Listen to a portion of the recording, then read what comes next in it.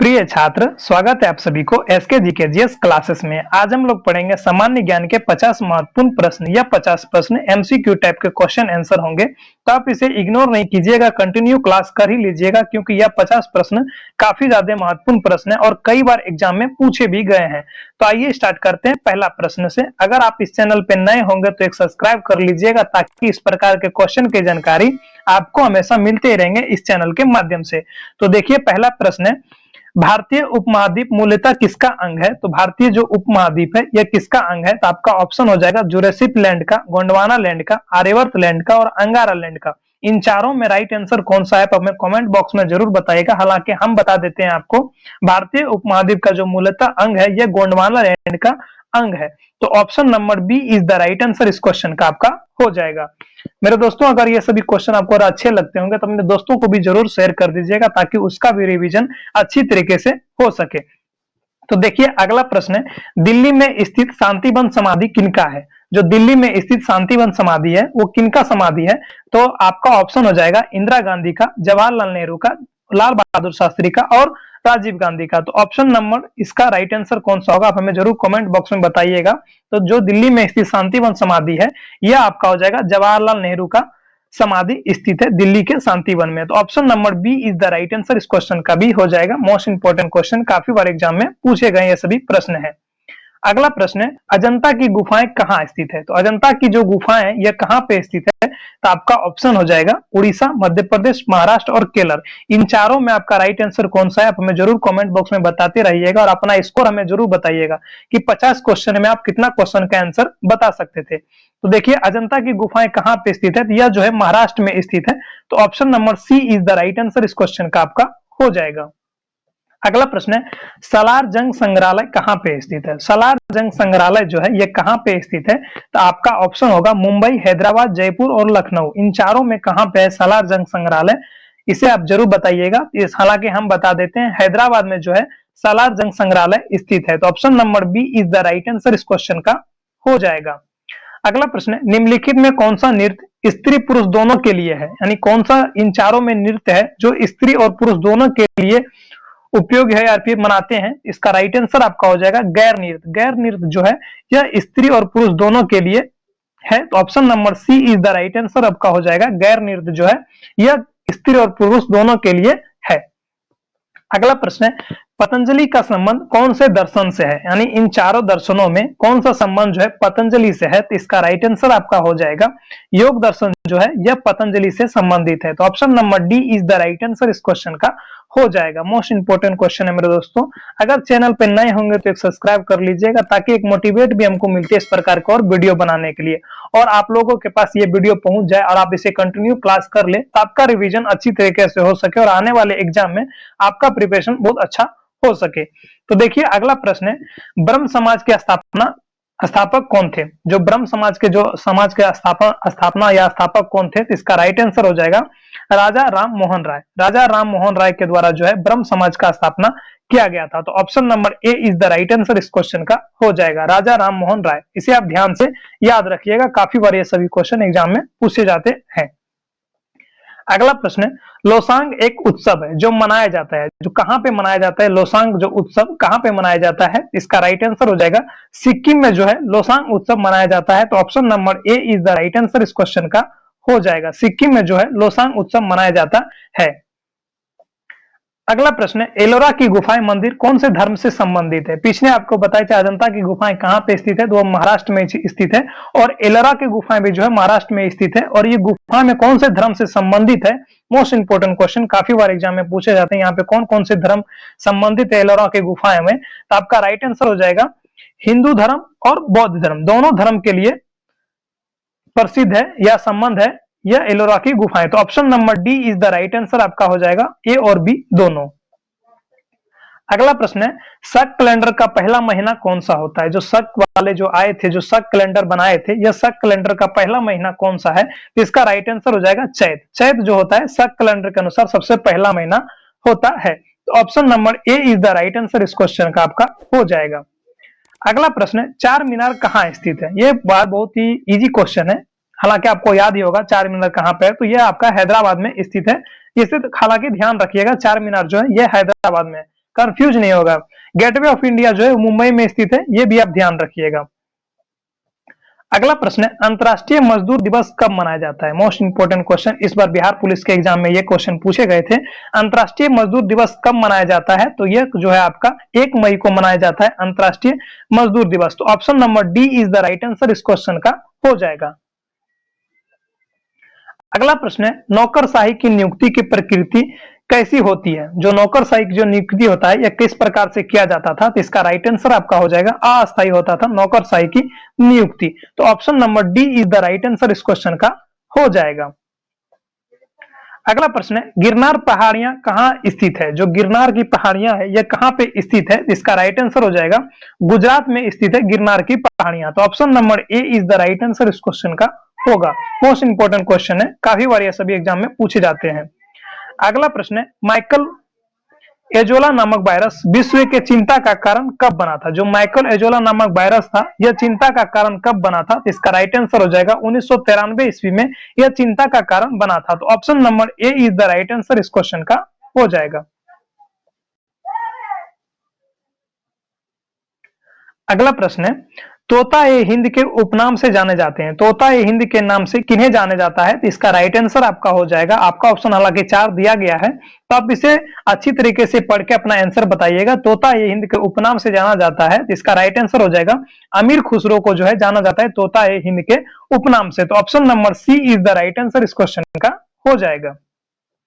अगला प्रश्न है, अमीर खुसरो का वास्तविक नाम क्या है? अमीर खुसरो का वास्तविक नाम क्या था? तो इसका राइट आंसर हो जाएगा मोहम्मद हसन जो था इनका वास्तविक नाम था। तो option number B is the right answer इस क्वेश्चन का हो जाएगा, अमीर खुसरो का वास्तविक नाम मोहम्मद हसन था।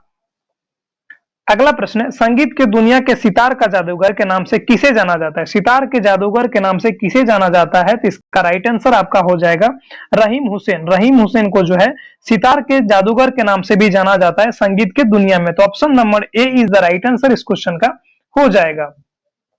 अगला प्रश्न है, गुरु नानक का वास्तविक नाम क्या था? जो गुरु नानक थे इनका वास्तविक नाम क्या था? इसका वास्तविक नाम था नानक ही। तो option number C is the right answer इस क्वेश्चन का हो जाएगा, गुरु नानक का वास्तविक नाम नानक ही था। अगला प्रश्न है, गौतम बुद्ध का वास्तविक नाम क्या था? गौतम बुद्ध का वास्तविक नाम आपका हो जाएगा सिद्धार्थ। सिद्धार्थ जो है गौतम बुद्ध का वास्तविक नाम था। तो option number B is the right answer इस क्वेश्चन का हो जाएगा, बी फॉर बिहार से गौतम बुद्ध थे और इनका नाम सिद्धार्थ है, यह भी ध्यान रखिएगा। अगला प्रश्न है, स्वामी विवेकानंद का वास्तविक नाम क्या था? स्वामी विवेकानंद का वास्तविक नाम क्या था? यह जो है नरेंद्र नाथ दत्त जो था स्वामी विवेकानंद का वास्तविक नाम था। तो option number B is the right answer इस क्वेश्चन का होगा। अगला प्रश्न है, किसने कहा था दिल्ली अभी दूर है? यानी कौन से ऐसे राजा थे जिन्होंने कहा था कि दिल्ली अभी दूर है? इसका राइट आंसर हो जाएगा निजामुद्दीन औलिया के द्वारा कहा गया था कि दिल्ली अभी दूर है। तो option number A is the right answer इस क्वेश्चन का हो जाएगा। अगला प्रश्न है, दुख में सब सुमरन करें सुख में करे ना कोई, यह पंक्ति किसने कहा था? इस पंक्ति को जो है कबीरदास के द्वारा कहा गया था। तो option number D is the right answer इस क्वेश्चन का होगा। अगला प्रश्न है, किसने कहा था राम और रहीम एक ही ईश्वर के दो अलग अलग नाम है? मोस्ट इंपोर्टेंट क्वेश्चन, हिंदी के ये क्वेश्चन काफी बार एग्जाम में पूछे जाते हैं। तो किसने कहा था राम और रहीम एक ही ईश्वर के दो अलग अलग नाम है? इसका राइट आंसर हो जाएगा कबीरदास का नाम है। तो option number A is the right answer इस क्वेश्चन का हो जाएगा। यहाँ पे 24 नंबर क्वेश्चन नहीं इस वीडियो में डाला गया है तो आप इसे इग्नोर कीजिए। 49 क्वेश्चन को आज आप लोग कवर करेंगे। अगला प्रश्न है, आदि शंकराचार्य का जन्म कहाँ पे हुआ था? मोस्ट इंपोर्टेंट क्वेश्चन, काफी बार एग्जाम में पूछे जाते हैं। आदि शंकराचार्य का जन्म कहाँ पे हुआ था? यह कलादी जो है एक शहर का नाम है जहां पे आदि शंकराचार्य का जन्म हुआ था। तो option number A is the right answer इस क्वेश्चन का हो जाएगा। अगला प्रश्न है, ईसा मसीह का जन्म कहाँ हुआ था? ईसा मसीह का जन्म जो है यह आपका बैथलेम में हुआ था, ईसा मसीह का जन्म। तो option number C is the right answer इस क्वेश्चन का हो जाएगा, बैथलेम में जो है ईसा मसीह का जन्म हुआ था। तो option number C is the right answer इस क्वेश्चन का होगा। अगला प्रश्न है, यामिनी कृष्ण मूर्ति का संबंध किस शास्त्रीय नृत्य से है? यानी जो यामिनी कृष्ण मूर्ति है इनका संबंध किस शास्त्रीय नृत्य से है? तो इसका राइट आंसर आपका हो जाएगा भरतनाट्यम। तो option number B is the right answer इस क्वेश्चन का हो जाएगा, यामिनी कृष्ण मूर्ति का संबंध भरतनाट्यम से संबंधित है।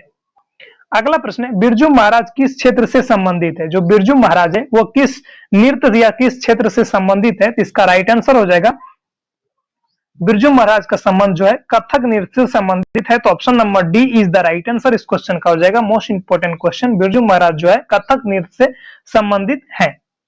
अगला प्रश्न है, भारतीय शिवाजी किस शैली के नृत्य के लिए प्रसिद्ध है? भारतीय शिवाजी किस शैली के नृत्य के लिए प्रसिद्ध है? तो इसका राइट आंसर हो जाएगा मोहिनी अट्टम। मोहिनी अट्टम शैली नृत्य के लिए भारतीय शिवाजी जो है यह प्रसिद्ध है, तो option number C is the right answer इस क्वेश्चन का होगा। अगला प्रश्न है, रंगोली भारत के किस क्षेत्र में प्रमुख लोक कला शैली है? जो रंगोली है यह भारत के किस क्षेत्र की प्रमुख लोक कला शैली है? तो इसका राइट आंसर आपका होगा महाराष्ट्र की लोक कला शैली है रंगोली, तो option number A is the right answer इस क्वेश्चन का होगा।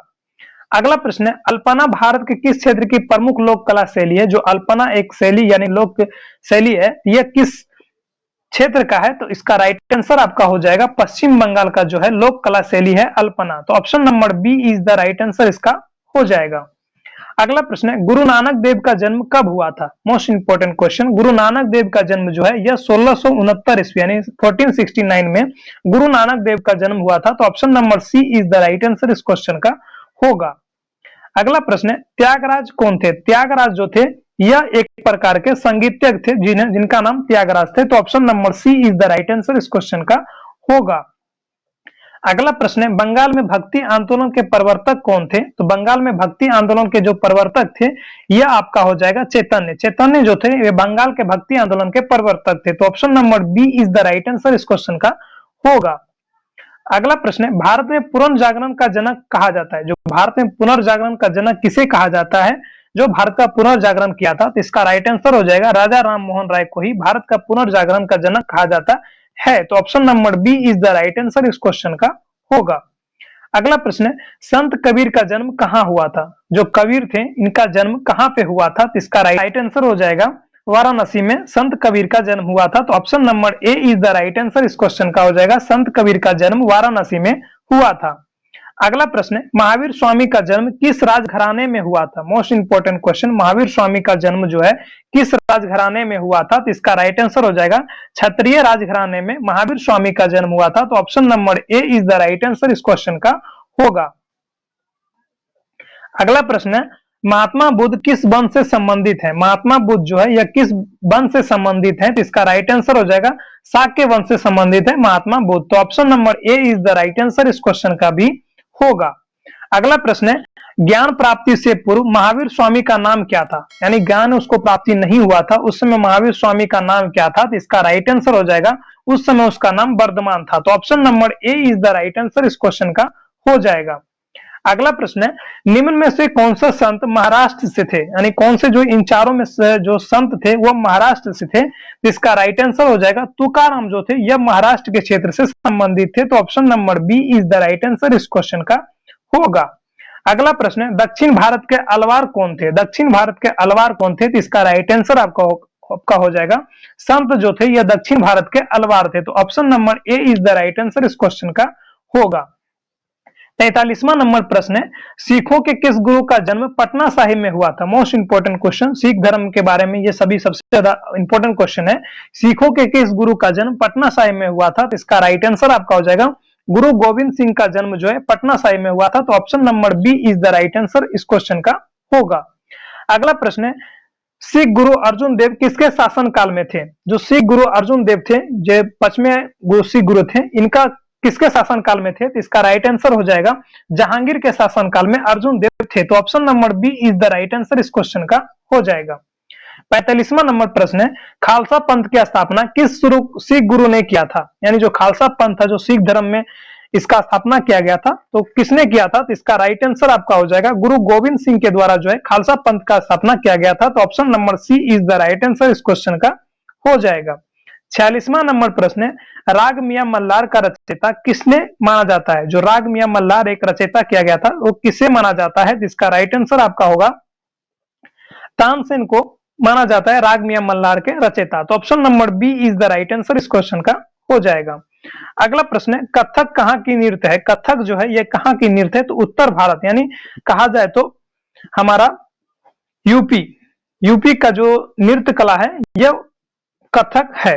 उत्तर प्रदेश का नृत्य कला जो है यह कथक है, इसे आप ध्यान रखिएगा। Option number A is the right answer इस क्वेश्चन का होगा। अगला प्रश्न है, मुखौटा नृत्य का संबंध किस नृत्य शैली से है? मोस्ट इंपोर्टेंट क्वेश्चन, नृत्य कला में ये क्वेश्चन काफी ज्यादा इंपॉर्टेंट है। तो मुखौटा नृत्य संबंध जो है किस नृत्य शैली से है? तो इसका राइट आंसर हो जाएगा कथक कली से संबंधित है। तो option number C is the right answer इस क्वेश्चन का हो जाएगा। अगला प्रश्न है, निम्नलिखित में कौन सा एक शास्त्रीय नृत्य नहीं है? यानी इन चारों में से कौन सा एक शास्त्रीय नृत्य नहीं है? काफी बार नृत्य कला से ये सभी क्वेश्चन पूछे जाते हैं, तो आपका एक नंबर तो कंफर्म है, इसे आप देख लीजिएगा। निम्नलिखित में कौन सा एक शास्त्रीय नृत्य नहीं है? तो आपका राइट आंसर हो जाएगा गरबा नृत्य जो है यह शास्त्रीय नृत्य नहीं है। तो option number C is the right answer इस क्वेश्चन का आपका हो जाएगा। अगला और लास्ट प्रश्न है, निम्नलिखित में कौन सा नृत्य का उद्भव उत्तर भारत में हुआ था? यानी कौन सा नृत्य कला का जो उद्भव है यह उत्तर भारत में हुआ था? मोस्ट इंपोर्टेंट क्वेश्चन, यह कथक नृत्य है जिनका उद्भव जो है उत्तर भारत में हुआ था। तो option number A is the right answer इस क्वेश्चन का हो जाएगा। मेरे दोस्तों, मुझे उम्मीद है आपको यह 49 क्वेश्चन बहुत ही अच्छे से समझ में आए होंगे। अगर अच्छे लग रहे होंगे तो अपने दोस्तों को जरूर शेयर कर दीजिएगा, ताकि वो लोग भी पढ़ के अपना रिवीजन कर सके। और आप अपना स्कोर हमें जरूर बताइएगा कि 49 क्वेश्चन में आपको कितना क्वेश्चन का आंसर पहले से मालूम था। तो मिलते हैं अगले क्लास में, तब तक के लिए जय हिंद, जय भारत।